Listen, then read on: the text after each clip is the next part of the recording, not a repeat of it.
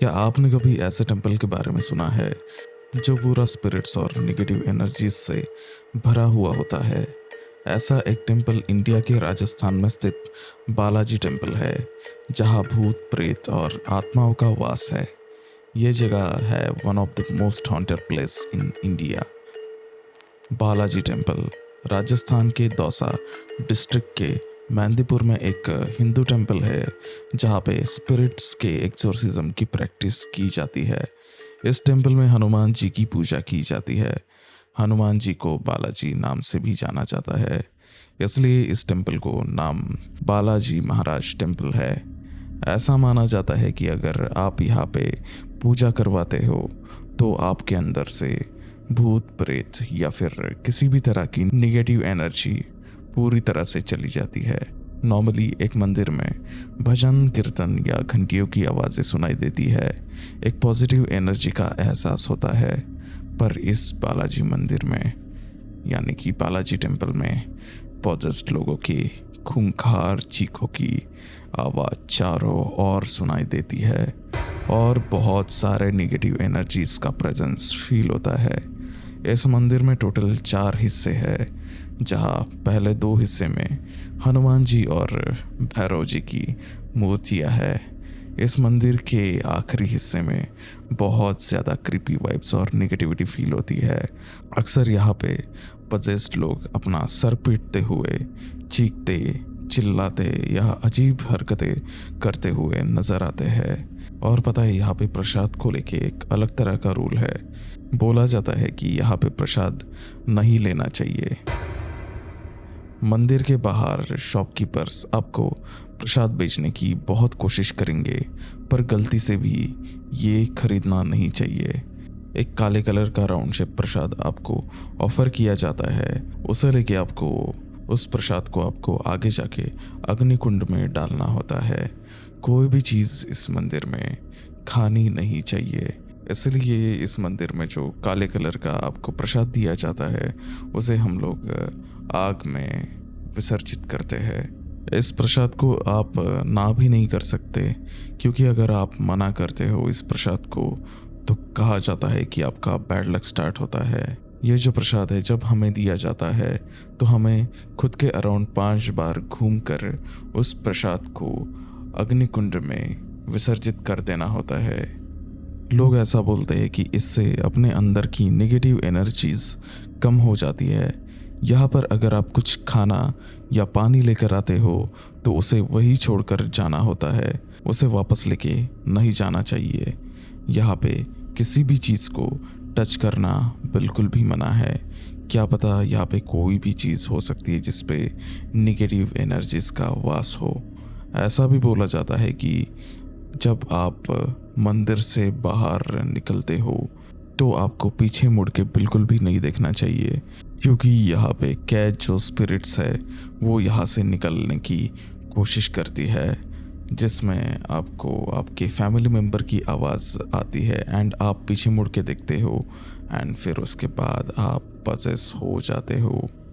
यहाँ का और एक रूल है जिसमें आप जब भी टेम्पल के एरिया में हो तो आपको पानी की एक बूंद भी नहीं पीनी है, बिकॉज माना जाता है कि पानी भी एक ऐसी चीज़ है जिससे इविल स्पिरिट या फिर वहाँ पे जो भी निगेटिव एनर्जीज कैद है वो उस जगह से एस्केप करने की कोशिश करते हैं पानी के थ्रू।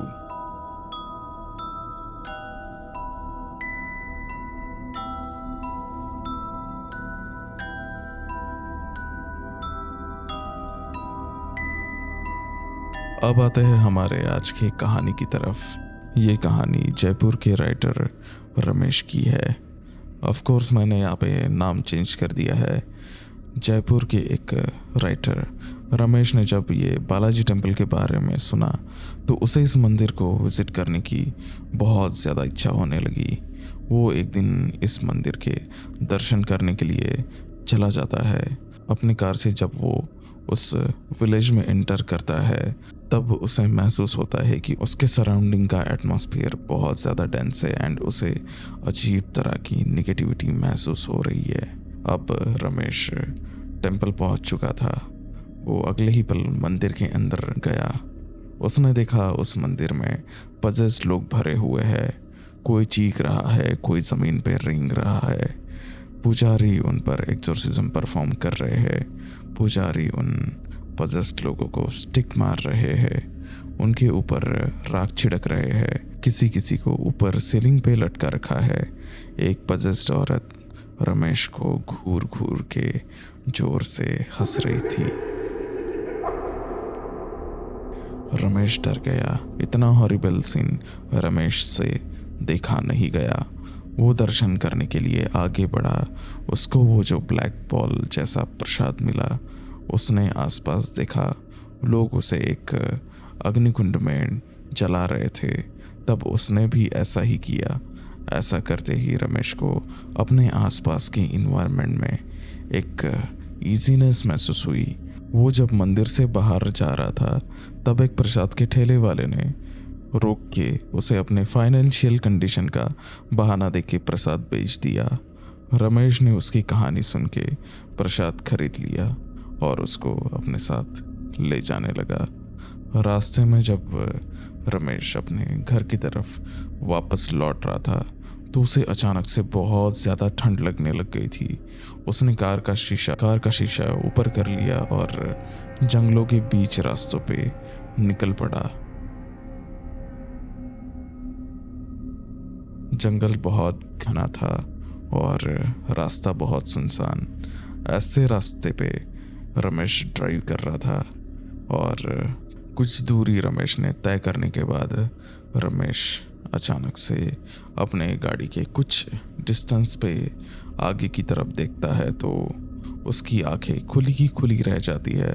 वो अपने गाड़ी के आगे एक औरत को देखता है जो कि लाल साड़ी में खड़ी थी और रमेश के गाड़ी की तरफ ही घूर रही थी। रमेश ने सस्पिशियस होके गाड़ी वहाँ पे बिल्कुल भी नहीं रोकी। आगे जाके रमेश को और ज़्यादा ठंड लगने लग गई थी। रमेश को पता नहीं चल रहा था कि उसे अचानक से क्या हो गया है एंड ठंड इतनी ज़्यादा क्यों बढ़ गई है। कॉज वो तो विंटर का सीज़न भी नहीं था कि इतने उसे ठंड लगे। तो उसने इस चीज़ों पे ज़्यादा ध्यान ना देते हुए ड्राइविंग पे ध्यान देने लग गया। थोड़ा सा और डिस्टेंस आगे आने के बाद अचानक से एक गाड़ी रमेश के गाड़ी को लगकर थोड़ा सा टच होकर चली गई और रमेश ने नोटिस किया कि उसकी गाड़ी इतनी ज़्यादा क्लोज गई थी दूसरी गाड़ी से, तो पक्का गाड़ी को कुछ ना कुछ तो हुआ ही होगा। रमेश क्या करता है, आगे जाके गाड़ी साइड में रोक देता है और गाड़ी से उतरता है। रमेश गाड़ी की तरफ देखता है तो गाड़ी पे डेंट पड़ा था और थोड़े बहुत स्क्रैचेस थे।